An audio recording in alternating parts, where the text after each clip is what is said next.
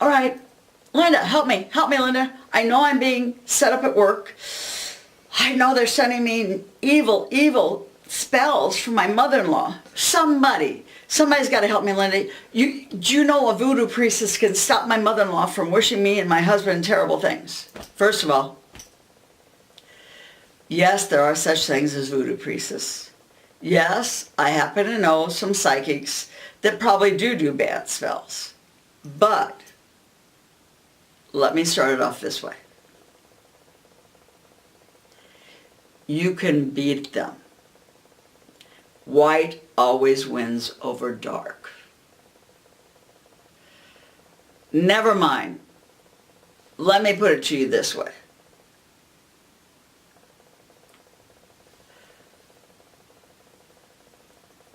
If you don't allow yourself to be defeated. Get me? Now I'm going to say something to you. The favorite story I have to tell of where positive came in was when I met my first positive role model. My parents said, "Why do you spend so much money on photo stuff? You take picture over picture over picture. You're never going to win in any of these art contests. Nothing fabulous is ever going to happen."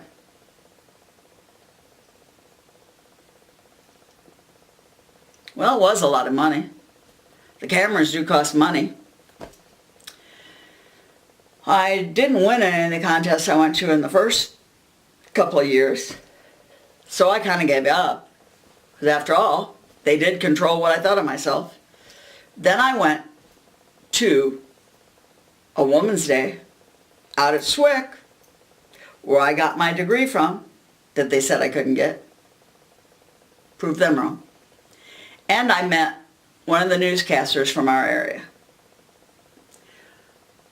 I handed her a piece of that artwork, and she said, "My words, I'm honored.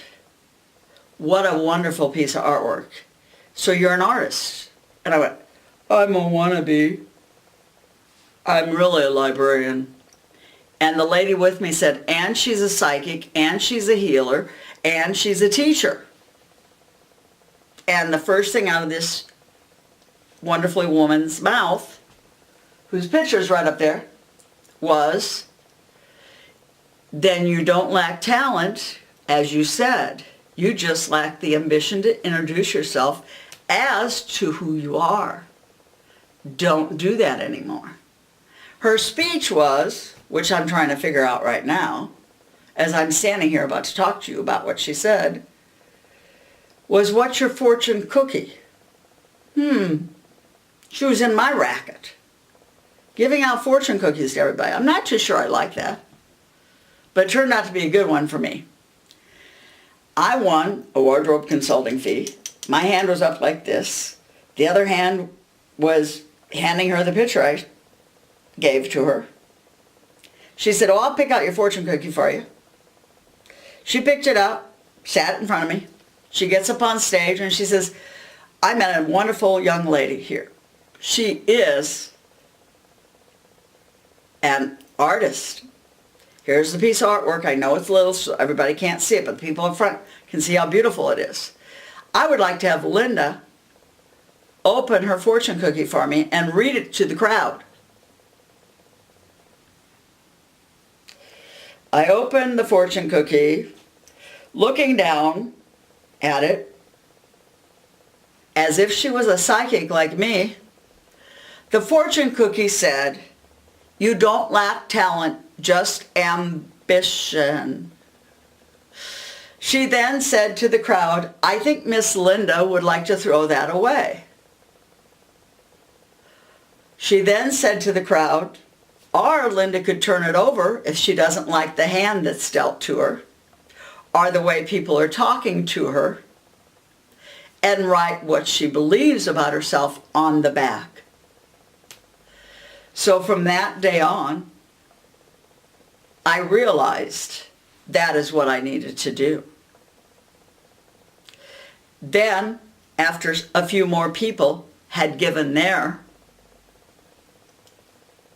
readings off of their fortune cookies, we all had aha moments of how people are psychically attacking us through the words they say and our belief in them. In Karen's case, she was making me believe in myself because she minored in art. It was fabulous. I entered art in St. Clair County, won 3 first places, 2 seconds, and 1 third. But it was a picture that I took when I was breaking up with somebody, so that's why it was a third. That person wasn't important anyway.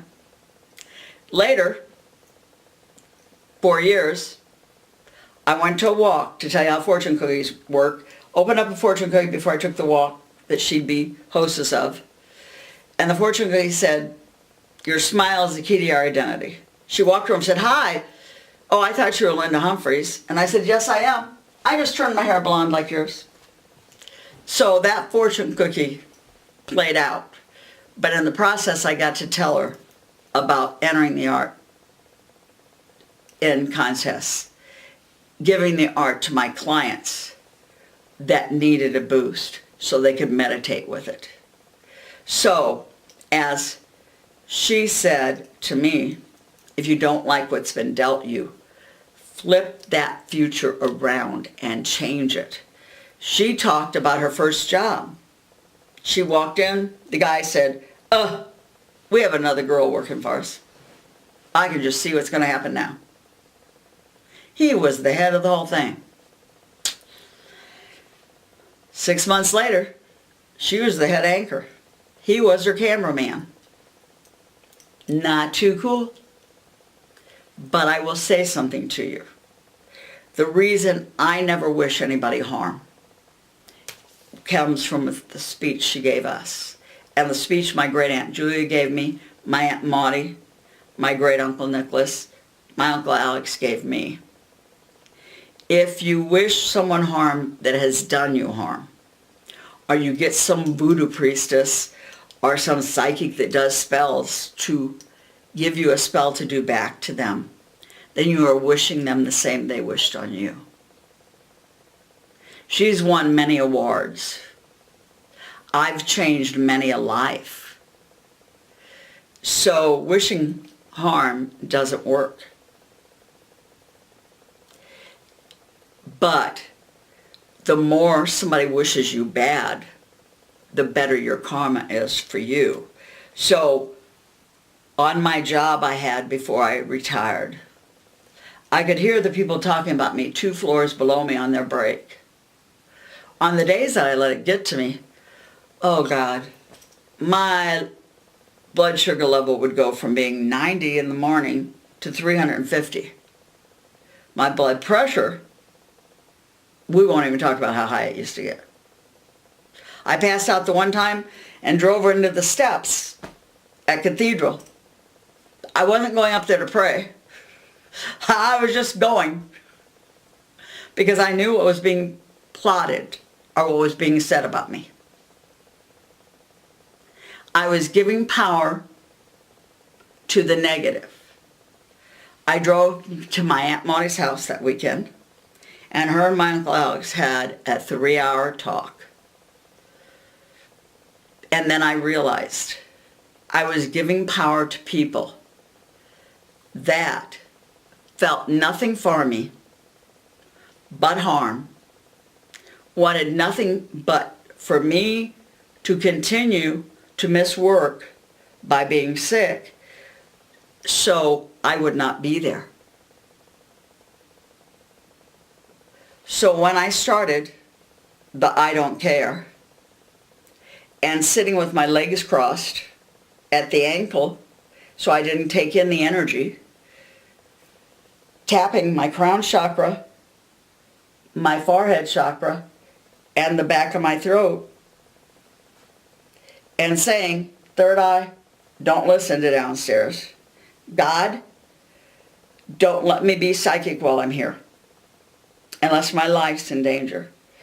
Back throat, don't get tense because somebody's pulling something.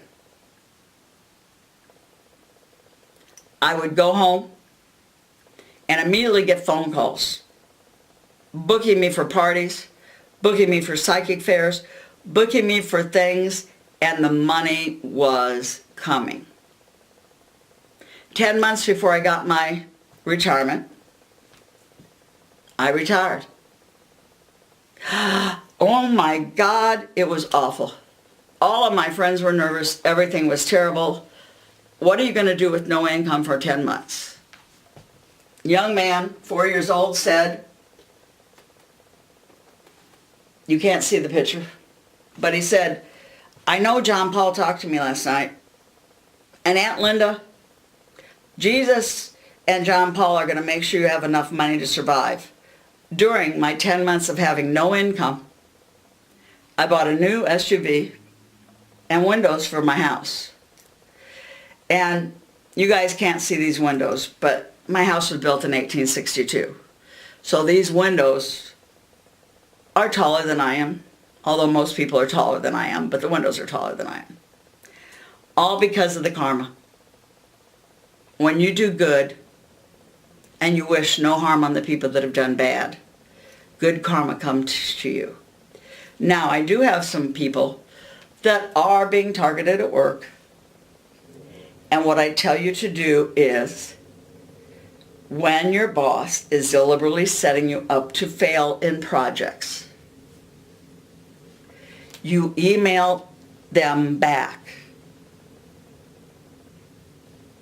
Listen closely. You email them back with the same email of the project they sent to you. And you say, several weeks ago you gave me a project to do verbally. So we have no confusion. I am emailing you back the project you told me to do verbally and the project you told me to do by email. So if I'm understanding which project is it that you want me to do, I would not want to get the projects confused. Is one the project I'm supposed to be doing that you said verbally to me? Or am I supposed to be doing this last one? Or am I supposed to be doing both of them? Then, that's not all, girls or boys. You make a carbon copy to their supervisor. In some of my girlfriend's cases that are projects managers, and bigger than that, you copy the vice president. You copy a general manager. Because they brought you in to bring the company's ads in, to bring the company with another company together, and they hired a different company to do all their PR work and do all their marketing on a global scale, and that company doesn't know what they're doing. You need to be able to state that they hired the wrong people before they hired you, and have it seen that it is not you that's going slow. It's the people you've given the instruction to. So I always say, like my Aunt Maudie said to me a long time ago, you make sure you have covered every phase of what you're doing, that they know it is not you not doing your job, but the people you're working with are not qualified to do theirs. Never hesitate. As far as your house goes, if you move in to a new residence or even go to a hotel, Master Choco Sui from Pranic Healing said before he became big and was a great teacher, I love him, I miss him, he did amen,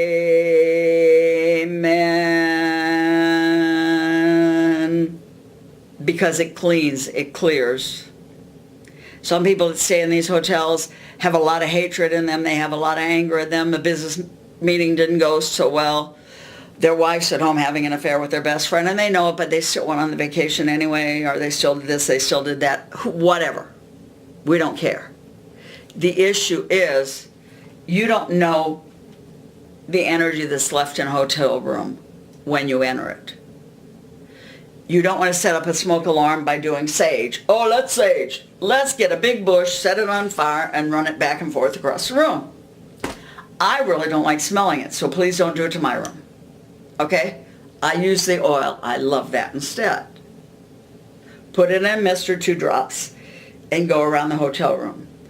Nobody's going to complain about it because chances are they won't smell it, but it still cleans the air. But Master Choco Suey's site does have some of his CDs on it by him. Master Stephen Coe, I'm honored to have known him and still do, has some good meditations also. The issue is something that works for you. I do the Lord's Prayer 7 times, walking counterclockwise in a room to clean a room. What you do when you move into a house is I opened all the windows in this house.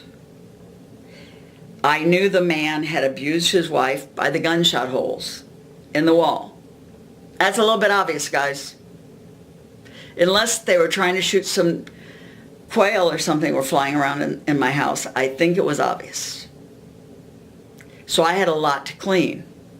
After I meditated, the lady who had first lived in this house came to me and told me of her abuse.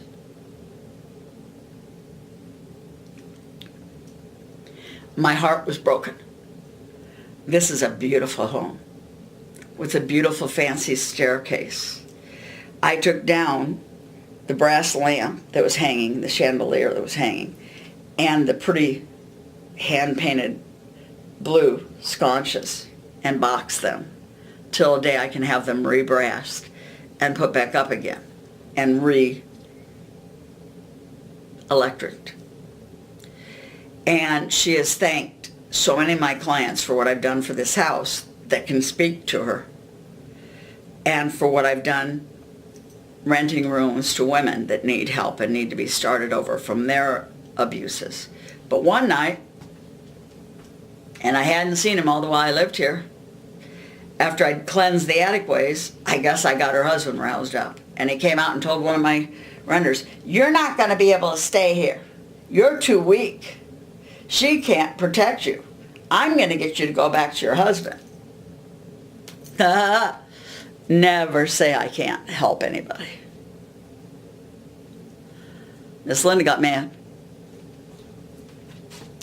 I went up there with a picture of Jesus. I went up there with a picture of what I knew as God, from when I had been very ill with kidney stones. And he showed himself to me. And I took both those pictures, and on the back of both those pictures was the Lord's Prayer. And I held them up in the room, walking and saying the Lord's Prayer 7 times. I then sprayed a combination of wintergreen oil, frankincense and myrrh, and lemongrass. He started screeching at the top of his lungs, as if I was burning him.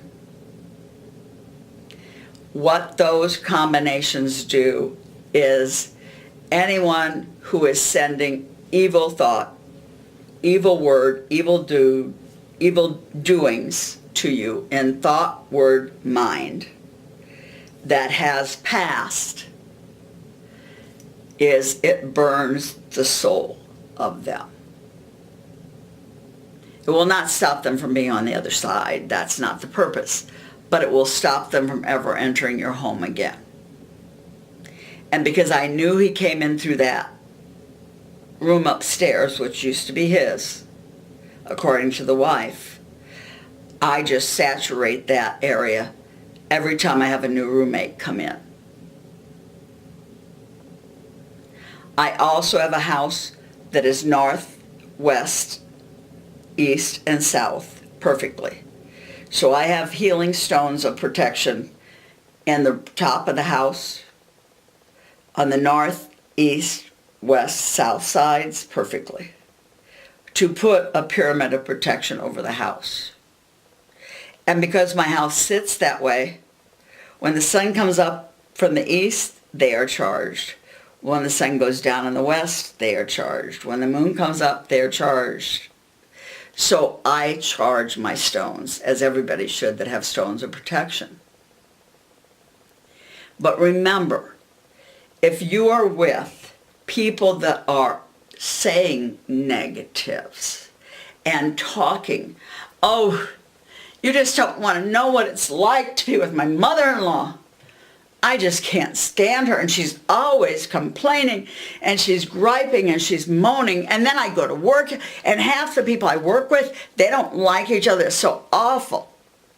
The words you take in through here can affect the way you feel. You can be in a joyous, happy mood. And listen to complaining and griping and moping and all of that. And today is a joyous day. I'm recording this on 11/11/2018. Rosie, my friend, is 72 in soul today, on this lifetime, and is watching over all of us. She's a grandmother. But Rosie used to tell me when I was shopping, the reason I would stop shopping wasn't that I lost my energy to walk. It's that I got to quit listening to everybody's conversation. That I'm getting myself wore out, even when I sit in restaurants. And when I find myself doing it, I have to go, shut your ear, shut your ear. Because when I'm in the subway in New York City and I see somebody with a dead relative behind them, I always tap them and tell them the message. So I have to remember there are times for me to listen, as there are times for you to listen. But there are times we just got to let go and let God, because some people, they got too much drama for us to be part of. And I don't have the energy for all that. I want to be active. I want to have a good day. The same as I want you to have a good day. But remember, crossing your legs at the ankles. Or if you're in a meeting and it's getting pretty dramatic, sit back in your chair with your arms folded like this. Or maybe even your wrists folded. Get me? When you cross like this, you turn off the channel to get to you. I sell stones in packs for all kinds of different reasons that you could use them for. I can sell you oil packets. If you really think you need to cleanse your house and clean your house, and I'm close, and you want me to come over and do a professional cleaning and cleansing, call me.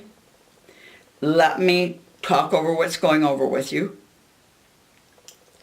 If I decide, no, I think I can teach you how to do it yourself, let's have a session here at my house. You buy all the stuff from me. I'll send you home with the packet. You do it according to my instructions. If it doesn't work, I end up coming out to the place, then you don't have to pay for the packet. You already have it. You pay me my time and my travel.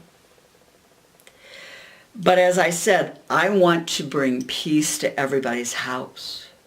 The young children that are gifted are under attack, that are being born, to make sure this world is in harmony, not the chaos we have right now in 2018. They're being born as indigo children that have never been here before, that are pure children. No past life and no past judgments.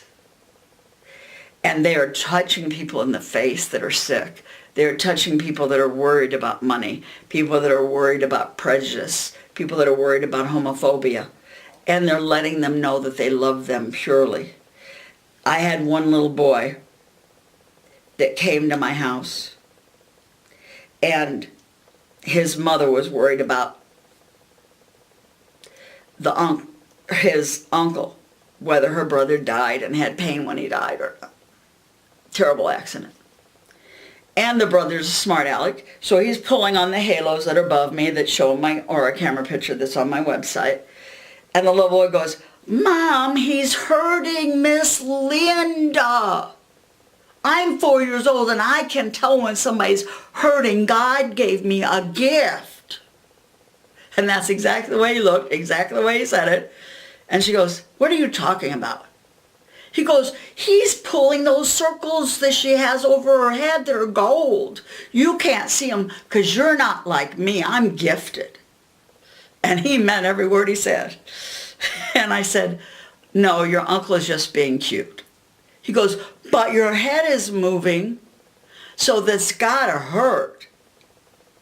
My theory on that is the uncle did that to let her know that he was fine.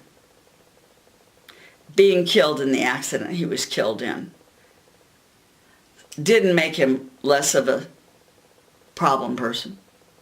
He still pulled practical jokes on people. He was fully healthy. And she needed to quit worrying that he wasn't healthy. And that's what I told her. And her little boy said, "He is fully healthy. He plays with me every night before I go to sleep. That's why my light goes on and off all the time. He does it." That was wonderful. That was what she needed. But it was also what I needed, because I knew her son was gifted, and she kept denying it to me. So as I said, this world is needing a change. But don't be a victim of people targeting you, or what they say to you, or what you think they might be saying. Because my Aunt Maudie used to tell me, if those people you're working with are that jealous that the people that come into that place love you so much and bring you gifts, and now there's a rule you can't accept gifts from people, so people are taking you out to supper instead and giving you gifts then, they're spending an awful lot of their time on you, so you must be pretty doggone important. So remember that. If your mother-in-law spends 3 or 4 hours griping at your husband about you and how you're ruining the family, you must be some special lady. So, don't worry. I know words hurt. I know words can program people to do terrible things, like is happening now in 2018. But if we give those words power, we can defeat ourselves. Because remember something. When you're at the hockey game and you're watching the Blues, and they goof up, and they goof up again, and they goof up again, pretty soon you're leaving and getting on the Metrolink and going home. Where if you would have yelled a little bit harder, maybe not though, but I wish so, maybe they would have made it. So please, never give up. Thank you. God bless you. Please go to my website, LindaHumphrys.com. Namaste.